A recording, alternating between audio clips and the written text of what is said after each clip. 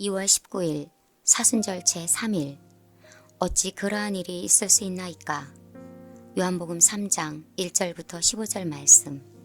그런데 바리새인 중에 니고데모라 하는 사람이 있으니 유대인의 지도자라. 그가 밤에 예수께 와서 이르되, 랍비여, 우리가 당신은 하나님께로부터 오신 선생인 줄 아나이다. 하나님이 함께 하시지 아니하시면 당신이 행하시는 이 표적을 아무도 할 수 없음이니이다. 예수께서 대답하여 이르시되, 진실로 진실로 내게 이르노니 사람이 거듭나지 아니하면 하나님의 나라를 볼 수 없느니라. 니고데모가 이르되, 사람이 늙으면 어떻게 날 수 있사옵나이까? 두 번째 모태에 들어갔다 날 수 있사옵나이까? 예수께서 대답하시되, 진실로 진실로 내게 이르노니 사람이 물과 성령으로 나지 아니하면 하나님의 나라에 들어갈 수 없느니라.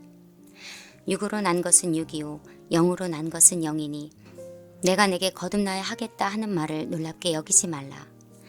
바람이 이무로 불매 내가 그 소리는 들어도 어디서 와서 어디로 가는지 알지 못하나니 성령으로 난 사람도 다 그러하니라.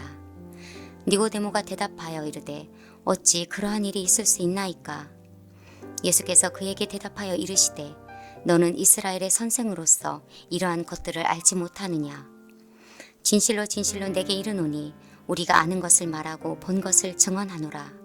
그러나 너희가 우리의 증언을 받지 아니하는도다. 내가 땅의 일을 말하여도 너희가 믿지 아니하거든. 하물며 하늘의 일을 말하면 어떻게 믿겠느냐? 하늘에서 내려온 자 곧 인자 외에는 하늘에 올라간 자가 없느니라. 모세가 광야에서 뱀을 든 것 같이 인자도 들려야 하리니 이는 그를 믿는 자마다 영생을 얻게 하려 하심이니라. 아멘. 오늘 본문은 니고데모가 어느 날 밤에 예수님을 찾아와 나누는 대화 내용입니다. 때는 기원 27년경 예수님께서 공생애를 시작하신 지 얼마 안 되는 때라고 보여집니다. 유대의 지도자들, 특히 제사장들이나 서기관들은 모두 예수님과 적대적이었습니다. 니고데모도 정통 유대인이고 바리새인이었으며 사내들인 회원이었고 유대인들의 지도자였으며 교사였습니다. 그런 니고데모가 예수님을 만나는 것이 체면이나 지위로 볼 때 사람들이 의식되는 불편한 일이었기에 밤에 예수님을 찾아갔습니다. 니고데모가 예수님께 찾아가 처음 한 말은, 당신은 하늘로부터 온 선생님인 줄 압니다. 지금까지 행한 표적들은 하나님이 함께 하시지 않으시면 불가능한 일인 줄 압니다. 라는 말이었습니다.